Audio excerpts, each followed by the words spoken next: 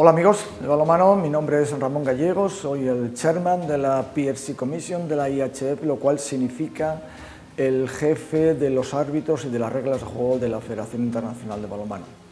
Hoy estamos aquí para presentaros un nuevo seminario online del Education Center de la IHF titulado Faltas en ataque y provocaciones o simulaciones de faltas. Está clarísimo que tener un buen e idéntico concepto y criterio de las faltas en ataque sin duda va a incidir en una mejora de la calidad de nuestro deporte y al mismo tiempo evitar que los jugadores cometan provocaciones o simulaciones de faltas que en realidad no ocurren va a influir no solo en la calidad del juego sino también en el fair play de nuestro deporte. El uso de unos criterios y unos conceptos claros y consistentes son siempre positivos, ¿sabéis por qué? Porque estimula al jugador a preparar tácticamente mejor el partido y a realizar luchas por el balón y no a luchar contra el contrario. Por lo tanto, al final, la imagen de nuestro balonmano sale totalmente reforzada. Como vamos a ver en este vídeo, cuando los árbitros señalan una correcta falta en ataque, significa que el defensor ha usado una táctica defensiva acorde con las reglas de juego para apoderarse del balón en vez de luchar contra el oponente, lo cual redunda en una imagen positiva de nuestro deporte.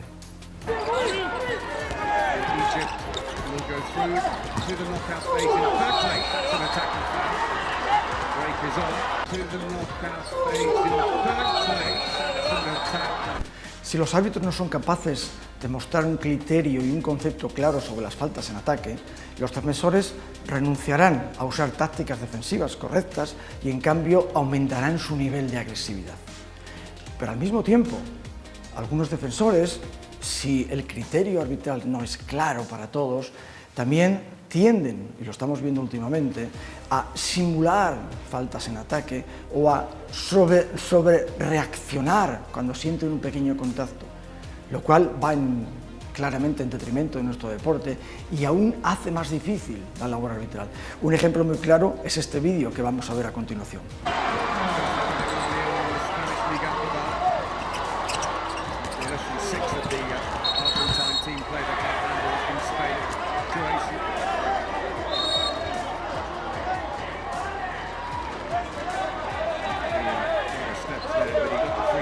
Nadie duda hoy en día de la importancia de las faltas en ataque en nuestro deporte.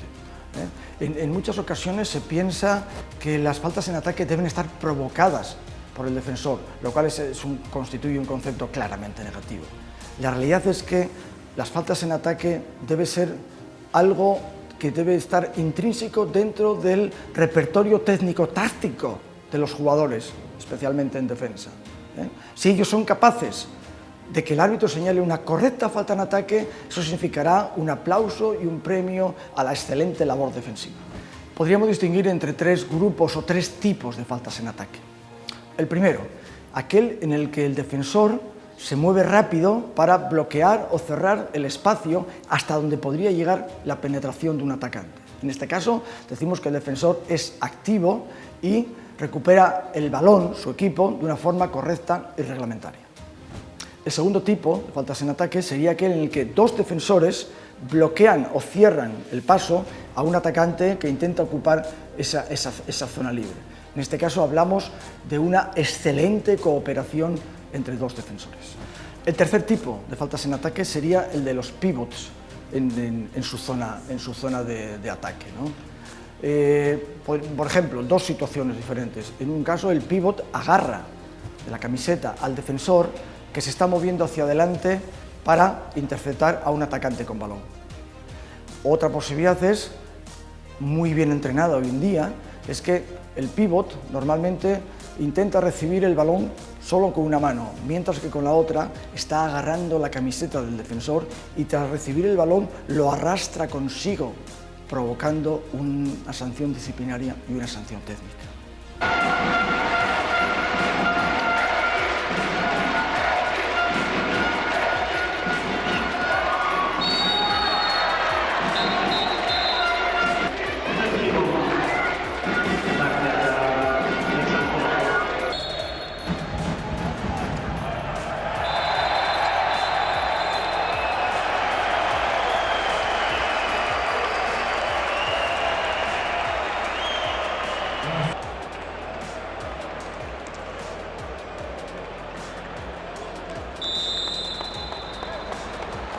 Pero tampoco deberíamos olvidar estas situaciones en que el jugador de primera línea está saltando en el aire con el balón en su poder y al mismo tiempo está usando la rodilla justo en el momento del contacto con el defensor. No solo esto debería ser en ocasiones una falta en ataque, sino que también en determinadas situaciones especiales una sanción progresiva contra el atacante. El atacante debe mejorar la calidad de su táctica de atacante.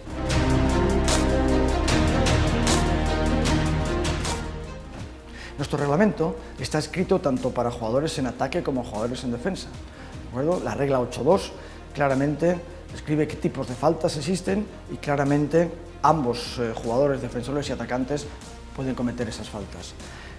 Si pensamos tanto en el apartado técnico como en el apartado disciplinario, si nos centramos en el apartado disciplinario, hombre, normalmente los defensores cometen más sanciones a sancionar progresivamente, pero también los atacantes. Ahora bien, si nos centramos exclusivamente en el apartado técnico, ambos, atacantes y defensores, cometen el mismo tipo de faltas. Repito, regla 8.2. Claramente describe qué tipos de faltas cometen todos los jugadores, tanto en ataque como en defensa. ¿Qué está escrito en esta regla 8.2? Por ejemplo, bloquear al contrario, bien con los brazos, bien con las piernas abiertas, bien con las rodillas, agarrar al contrario, bien de la camiseta, bien del cuerpo, o correr o saltar sobre el oponente. Y esto es válido tanto para atacantes como para defensores. Las faltas en ataque pueden ocurrir con balón o sin balón por el medio. Sin balón por el medio, lógicamente, ocurren en la zona de pivots y a lo largo de toda la línea de 6 metros, al borde de la línea de área de portería. Y las faltas en ataque con balón normalmente ocurren en esas luchas 1 contra 1. Los árbitros deberían usar unos criterios y conceptos correctos y comunes a todos para una buena toma de decisiones relacionados con las faltas en ataque. Fundamentalmente 3. El primero es la posición del defensor. La posición correcta debiera ser una posición frontal en el momento del contacto con el atacante. El segundo criterio sería atender al comportamiento correcto o incorrecto del defensor. Por ejemplo, no empujar, no agarrar, no usar brazos extendidos, no golpear. Ese sería un comportamiento incorrecto. Y el tercer criterio es el timing, el llamado, o qué ocurre en el momento del contacto. Lo que está claro es que el defensor debe ser el primero en llegar a la posición en la que se produce el contacto. Y el defensor puede moverse lateralmente, puede moverse hacia atrás, pero nunca debe moverse hacia adelante. Y entonces los árbitros lo tendrán más sencillo para decidir una falta del atacante. Entremos un poco en detalle en los diferentes criterios y los reforcemos al mismo tiempo, los criterios relacionados con las faltas en ataque. El criterio número 1 era la posición del defensor. Los árbitros deben ser muy cuidadosos para observar que el defensor o el atacante, quien llega antes a la posición básica justo en el momento del contacto. Como vamos a ver en el vídeo a continuación, podría ocurrir que el defensor se desplaza lateralmente pero llega tarde, o podría ocurrir que el defensor se mueve hacia adelante contra el atacante, lo cual evita la falta en ataque, y sí recordemos que el defensor siempre se puede mover hacia atrás.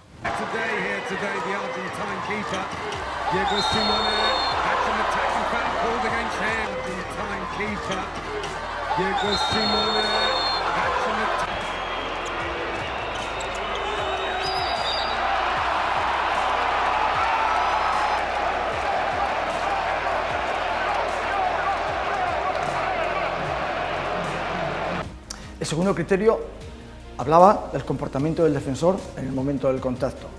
Recordemos que el defensor no tiene que estar inmóvil, puede moverse, pero ya sabemos cómo puede moverse.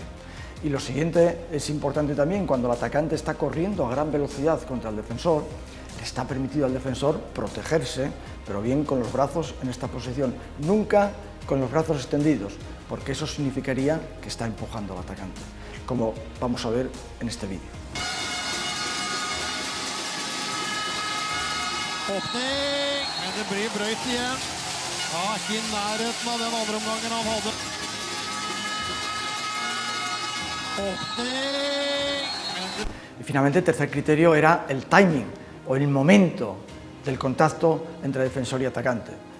Recordemos que el defensor no tiene que estar inmóvil, que el defensor puede moverse lateralmente o hacia atrás. La cuestión es quién llega primero a cerrar ese espacio vacío.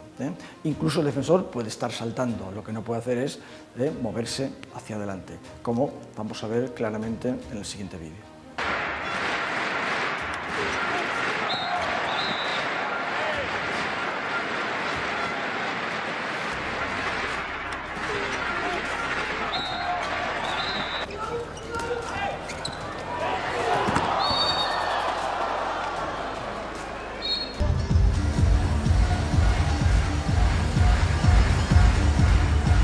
Los dos factores clave relacionados con las faltas en ataque cuando dos defensores se mueven rápidamente para cerrar un espacio vacío en defensa son la distancia con respecto a los atacantes y el timing o el momento en que se produce ese atacante, cuál es el movimiento de los defensores y quién llega antes a la posición correcta. En la siguiente animación vemos un claro ejemplo de lo que hemos hablado hasta ahora. Dos defensores intentan cerrar un espacio vacío, vemos que normalmente los movimientos vienen desde ambos lados y al mismo tiempo aquí tenemos que pensar que utilizamos los mismos criterios que cuando se produce una posible falta en ataque con balón.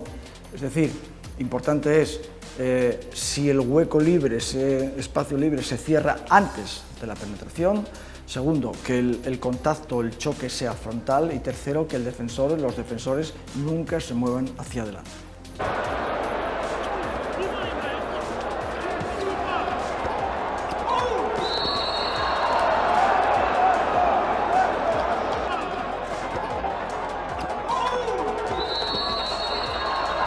También frecuentemente podemos observar algunas típicas faltas de los defensores.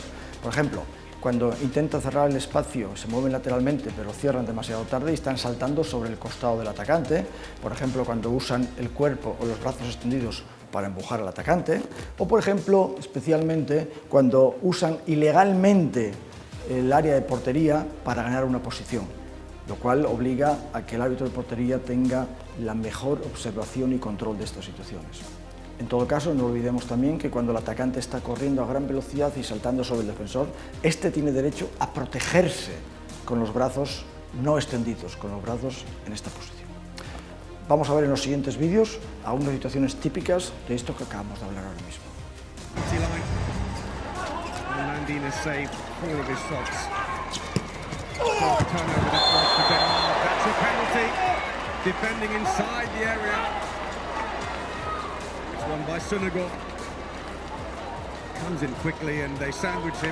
Recordemos ahora unos conceptos y criterios relacionados con las faltas en ataque sin balón. Normalmente se producen a lo largo de la línea de 6 metros de la línea que delimita el área de portería. Normalmente se producen en la zona de pivots, lo cual quiere decir que normalmente los responsables son los pivots. En las siguientes fotos vamos a ver unos ejemplos muy claros de todos estos criterios y conceptos. En esta foto podemos observar cómo el pívot está agarrando la camiseta del defensor que intenta moverse hacia adelante para cerrar un espacio enfrente del atacante con balón, lo cual no le es posible, lo que significa que entonces se está produciendo una clara opción para el atacante contando con esta irregularidad causada por el pívot. Vemos ahora cómo el pívot está claramente agarrando la camiseta del defensor, impidiendo su movimiento, impidiendo que cierre el espacio libre y por lo tanto se crea una clara ocasión de gol para el atacante que fácilmente la convertirá en gol. Ahora en esta foto vemos una situación similar, pero ahora el pívot está detrás de los dos atacantes, está agarrando también de la misma forma por su camiseta, está destruyendo una buena cooperación defensiva y está provocando que el atacante crea que tenga una clara situación. Observamos ahora una típica falta del pivote. Con una mano está listo para recibir el balón, mientras que con el brazo está inmovilizando al defensor, con lo cual está provocando una clara posibilidad de gol. El árbitro de portería es el responsable de tomar decisiones con respecto a esta situación. De nuevo, una situación clásica y típica, donde primero el pivote trata de empujar hacia atrás con su cuerpo y meter al defensor dentro del área. Después, con los brazos abiertos, le impide su movimiento, con lo cual está creando un espacio vacío para su compañero en ataque y al mismo tiempo provocando que si el defensor usa ilegalmente el área de portería, el árbitro pudiera señalar un 7 metros.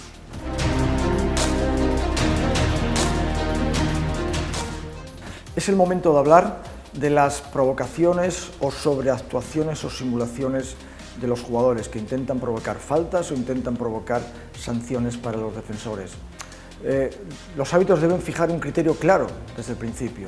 Sabemos que cuando un atacante está corriendo a gran velocidad o en un ataque rápido, en un contraataque contra el defensor está autorizado a protegerse con los brazos doblados en esta posición aproximadamente o a usar su cuerpo, nunca yendo hacia el atacante.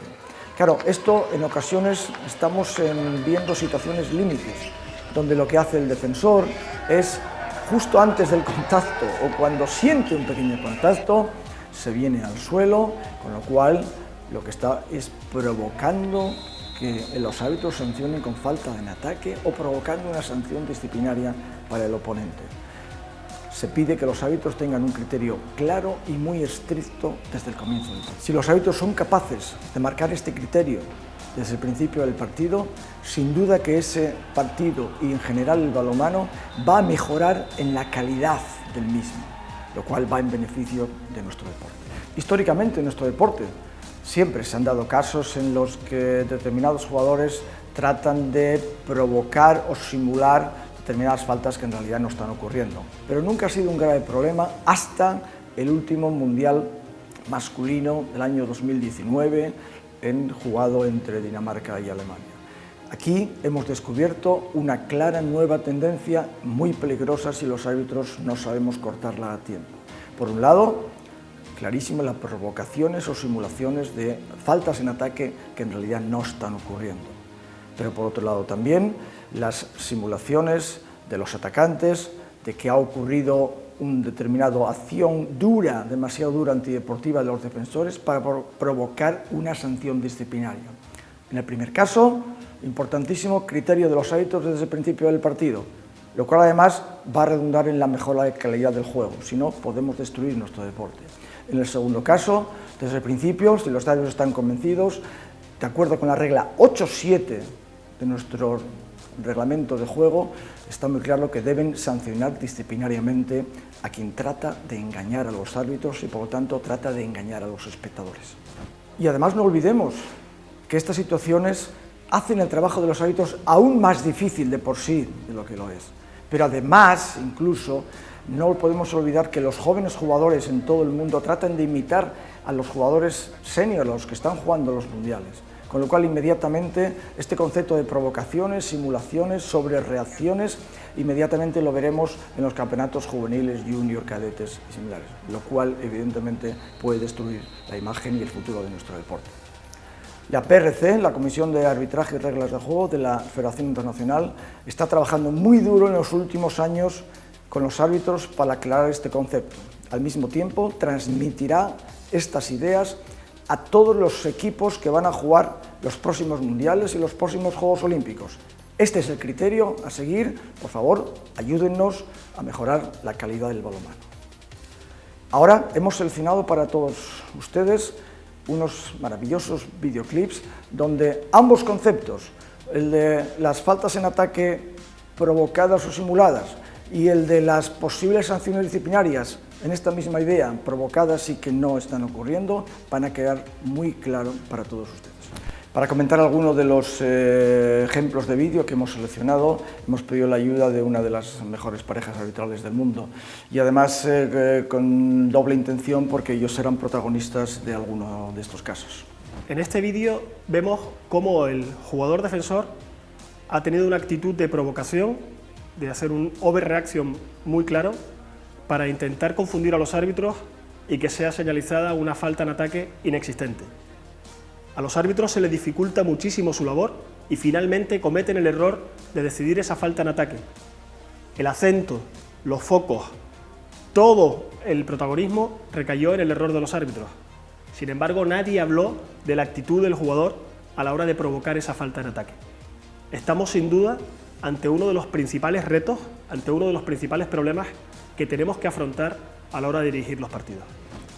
Vemos otra situación en la que el jugador defensor trata de provocar una falta en ataque.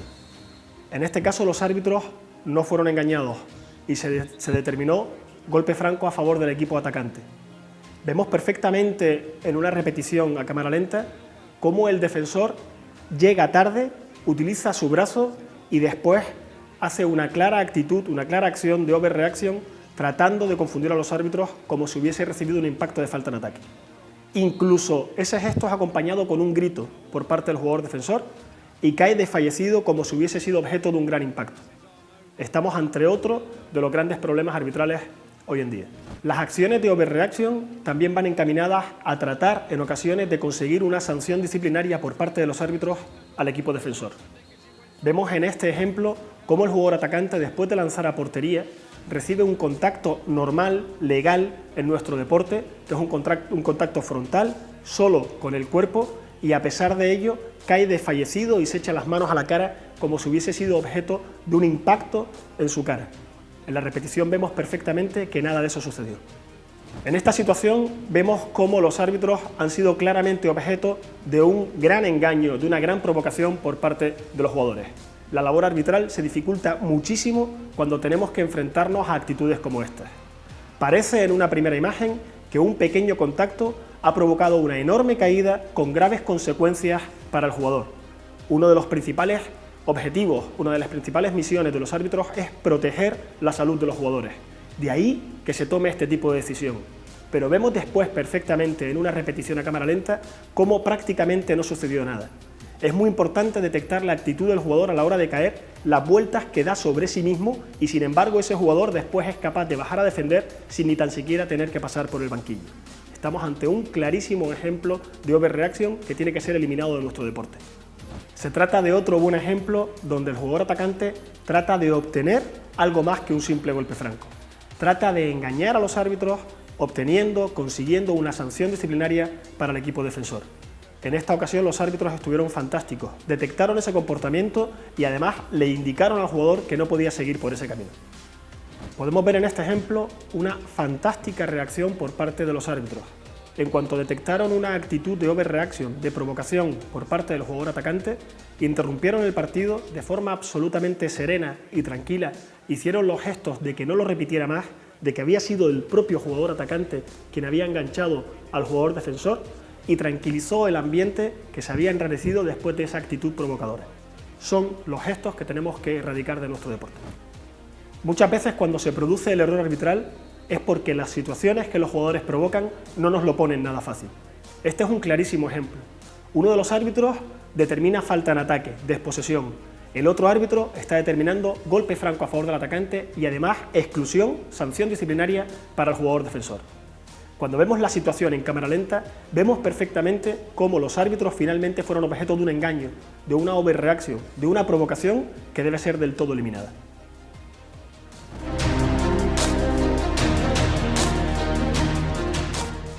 Para terminar este capítulo, este seminario online, hagamos un rápido resumen de la problemática que os hemos expuesto con la ayuda de los vídeos. En primer lugar, demandemos de los árbitros que usen un criterio consecuente desde el principio y durante todo el juego, evitando estas situaciones antideportivas que van en detrimento de la calidad de nuestro deporte.